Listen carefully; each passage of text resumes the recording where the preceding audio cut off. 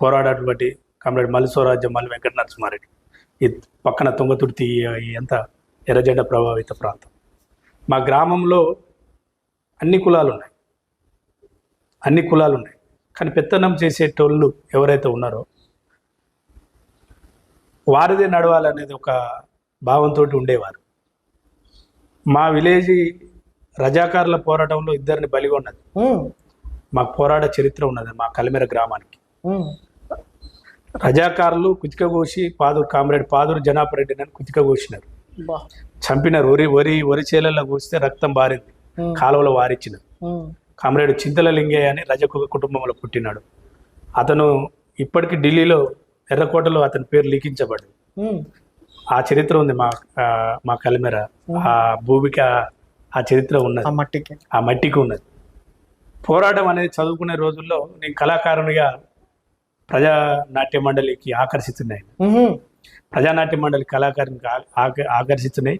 డప్పిస్ట్గా కోసింగర్గా comrade మాదా యాదగిరి అని ఉండే మా యాదగిరి గారు చొరవతోటి comrade John Reddy, comrade Pinnapallireddy Lingareddy, comrade Kattula Ramulu అని వాళ్ళందరి సహకారంతో కామ్రేడ్ వెంకటరెడ్డి, కామ్రేడ్ నర్సిరెడ్డి వాళ్ళందరి సహకారంతో మాకు పెద్దిరెడ్డి వెంకటరెడ్డి గారని ప్రముఖ కళాకారుడు ప్రజానాట్య మండలిలో అప్పుడు బాగా పనిచేసి చురుకుదనంగా కామ్రేడ్ పెద్దిరెడ్డి వెంకటరెడ్డి గారి ఆదర్శంగా తీసుకుని నేను ప్రజానాట్య మండలి కళాకారుడిగా వెళ్ళడం జరిగింది. డప్పిస్ట్గా కోసింగర్గా నా ప్రస్థానం స్టార్ట్ అయింది. అప్పటి సంది చిన్నతనంలోనే 7వ తరగతి చదువుతున్నలో 5వ తరగతి నుంచే నాకు ఆ భావాలు. 7వ తరగతి చదువుతున్న ప్రజానాట్య మండలి మా కట్టంగూరు మండలం సభ్యునిగా అయి తర్వాత నగరికాడ డివిజన్ కమిటీ మెంబర్గా అయి పెద్దిరెడ్డి వెంకటరెడ్డి గారుతో కట్ట నరసింహ, మన కొండమడుగు నరసింహ వీళ్ళందరూ, మన రమేష్ అన్న ప్లస్ దేవక్క వీళ్ళందరి ఆదర్శంగా తీసుకొని నేను అయినా. అక్కడి నుండి నేను పుట్టిన మా నాన్నగారు గుండాల భిక్షమయ్య గౌడ్ గారు, నాతో పాటు ఇంకా 3 సోదరులు, మాకు ఆడపిల్లలు ఏం లేరు. చిన్న వ్యవసాయ కుటుంబం, మధ్యతరగతి కుటుంబం. తాడి చెట్లు ఎక్కుతారు. నాన్న 60 సంవత్సరాలు ఎక్కినాడు, ఇప్పుడు రిటైర్ అయినారు. ఆయన చూసే పడే బాధను చూసి కూడా నేను కూడా ఒక 8 సంవత్సరాలు తాడి చెట్లు ఎక్కా. గీత వృత్తి చేసుకుంటూ నేను ఇంకా ఎన్ని రోజులు ఈ వృత్తి చేసుకుంటూ బతకాలి, నేను కూడా కొంత జాతి కోసం నేనేదో సాధిస్తానని కాదు, నేనేదో చేస్తానని కాదు, కొంత నా వృత్తికి సహాయం చేయాలని ఒక ఉద్దేశంతో కలిగిత కార్మిక సంఘంలో జాయిన్ అయ్యి భూపతి వెంకటేశ్వర్లు గారు జిల్లా అధ్యక్షుడు బాన్ చెన్నయ్య గారు మా డివిజన్ సెక్రటరీ ఉండే, వాళ్ళ ద్వారా మెల్లమెల్లగా చేస్తుంటే సూర్యాపేటలో కామ్రేడ్ ధర్మభిక్షం గారి ప్రసంగం, కామ్రేడ్ అప్పటి ఘటరామచంద్రరావు గారు ఉమ్మడి ఆంధ్రప్రదేశ్ రాష్ట్ర కార్యదర్శి ఉండే, సూర్యాపేటలో ఒక ఆకర్షితున్నాయి. నన్ను పిలిచి, అరే చిన్నోడ మీలాగానే ఒక ఇంటర్వ్యూ లాగానే వాళ్ళు కూడా ఆ సమావేశంలో నువ్వు ఏం చేస్తావు, ఏంది, నువ్వు ఏమిటికి వచ్చినావు, ఎందుకని నన్ను ప్రశ్నిస్తే వాళ్ళు అడిగిన ప్రశ్నలకు అన్ని జవాబు చెప్తే, అరే నువ్వు భవిష్యత్తులో నువ్వు నాయకుడిని అవుతావు అని ఏదైతే నన్ను పార్టీలో రావురెడ్డి గారు గుర్తించినారు, యాదగిరి గారు శంకరెడ్డి గారు గడి శంకరెడ్డి గారు గుర్తించినారు, నన్ను మాదా యాదగిరి కామ్రేడ్ నోముల నరసింహ గారు నా మ్యారేజ్ చేసినారు. నా మ్యారేజ్ చేసింది కూడా నోముల నరసింహయ్య గారే, కామ్రేడ్ మాజీ ఎమ్మెల్యే నోముల నరసింహయ్య గారు చేసినారు. రాఘవరెడ్డి గారు నన్ను నాయకుడు అయితే దీవించినారు. కల్లుగీత ఉద్యమాలలో నువ్వు పనికొస్తావని నన్ను రాష్ట్ర కేంద్రానికి పట్టుకపోయింది ఘటరామచంద్రయ్య గారు.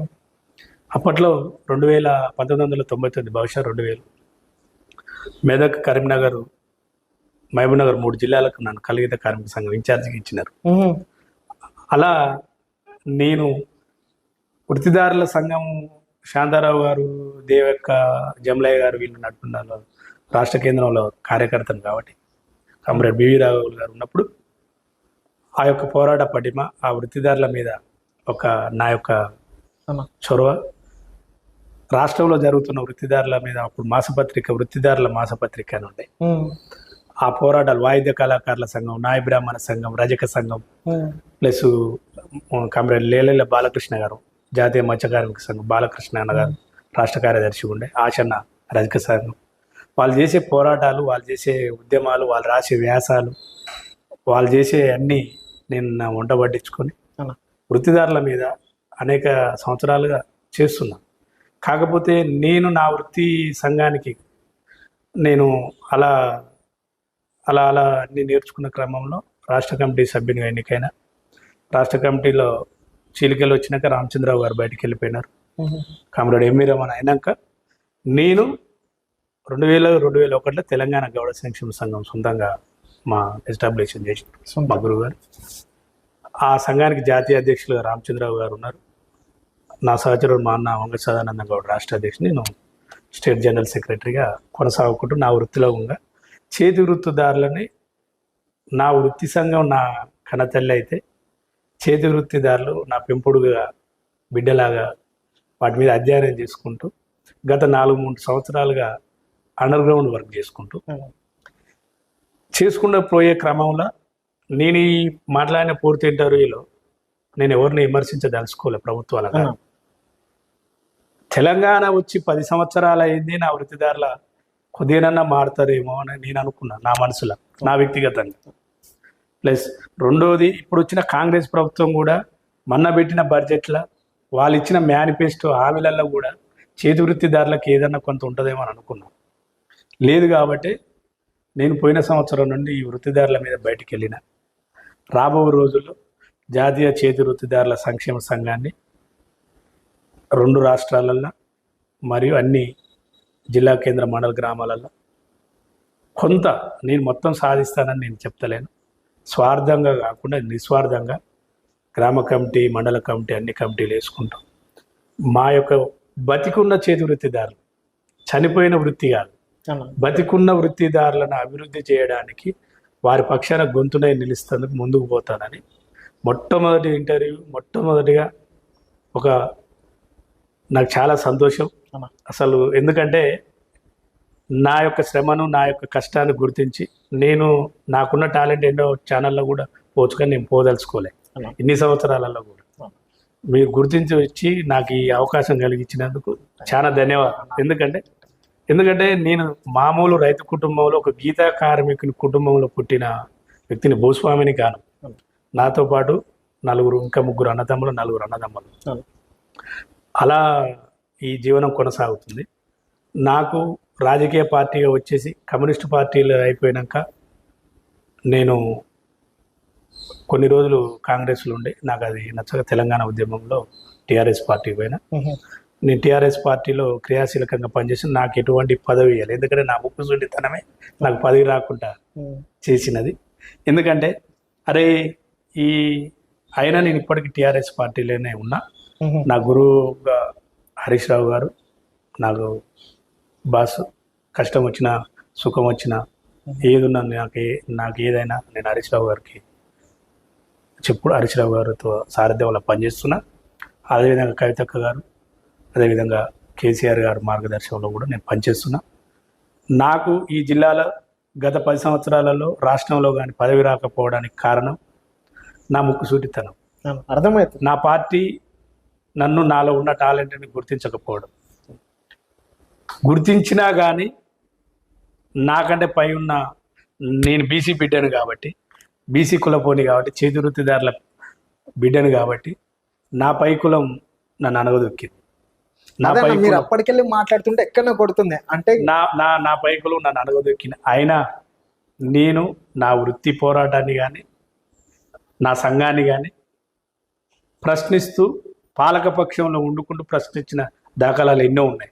మీకు అవి కావాలంటే మీకు ఆ ఎవిడెన్స్ ఇంటర్వ్యూ మీకు ఏమైనా పర్సనల్గా వాట్సాప్ చేయగలుగుతాం. ఓకే, హరీష్ రావు గారిని కూడా అడిగినాం, తాడిమోకి ఇచ్చినాం. ఫైనాన్స్ మినిస్టర్గా ఉన్నప్పుడు ఒలొట్టి బహికరించి, అన్నా నా వృత్తిదారులకు 100 కోట్లు సరిపోవన్నా, బడ్జెట్ అలొకేషన్ చేస్తారు కానీ నాకు గవర్నమెంట్కి ₹1 ఇస్తలేరన్నా, నీరా కేంద్రం ఏర్పాటు చేసిన ట్యాంక్ బండ్ మీద, నీరా కేంద్రం అది సాంప్రదాయ వృత్తికి సంతోషమేనా, సర్దార్ సర్వాయి పాపన్న గౌడ్ ట్యాంక్ బండ్ మీద ప్రతిష్ఠించమన్నా అని పోరాటం చేసినాం. అది జియో ఇచ్చినారు, అది ఆగింది.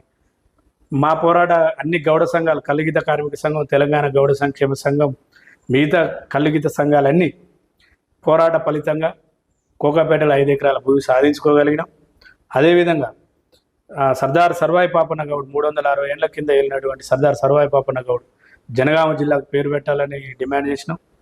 జయంతి ప్లస్ వర్ధంతి గవర్నమెంట్గా కొట్లాడినా అప్పుడు శ్రీనివాస్ గౌడ్ గారితో ద్వారా సాధించినాం. ఇంకా మాకు కొన్ని మిగిలి ఉండే, మా చనిపోయినప్పుడు డబ్బులు కాకుండా ఎక్స్గ్రేషియా కాకుండా సావగానే కొన్ని రోజులనే ఎమ్మటే కావాలి. మెడికల్ బెనిఫిట్స్తో సంబంధం లేకుండా సర్టిఫికేట్ ఇవ్వాల్సి ఉండే, ప్రతి ఒక్క టాడీ టాపర్కి లైసెన్స్ ఇవ్వాల్సి ఉండే, అవి టీఎఫ్టీలని సొసైటీలు చేయాల్సి ఉండే, ఇంకా కొన్ని డిమాండ్స్ అట్నే మిగిలిపోయి ఉండే. ఏదైతే అన్ని జిల్లా కేంద్రాలలో నీరా కేంద్రాలు, నల్లగొండ జిల్లాలో మీకు తెలుసు 1,00,000 మంది దాకా 2 లక్షల మంది దాకా ఉంటారు. ఒక 50 లక్షల మంది వృత్తి చేస్తారు మన జిల్లాలో. మన జిల్లా కేంద్రంలో కామ్రేడ్ ధర్మభిక్షం బొమ్మ, సర్దార్ సర్వాయి పాపన్న గౌడ్ గారి విగ్రహం ఏర్పాటు, ప్లస్ నీరా కేంద్రం కరీంనగర్ జిల్లాలో వృత్తి చేసుకుంటూ, వరంగల్ జిల్లాలో ఏదైతే ఎక్కువ వృత్తి ఉన్న ప్రాంతాల్లో ఇమీడియట్లీ నీరా కేంద్రాలు ఏర్పాటు చేసి ఉండే. అది అడిగినాం, కానీ బహుశా వాళ్ళ ప్రభుత్వం రాగలేకపోయింది. ఇంకా వృత్తిదారు ట్యాంక్ బండ్ మీద సర్దార్ పాపన్నది, ఇంకా మేము అన్ని కుల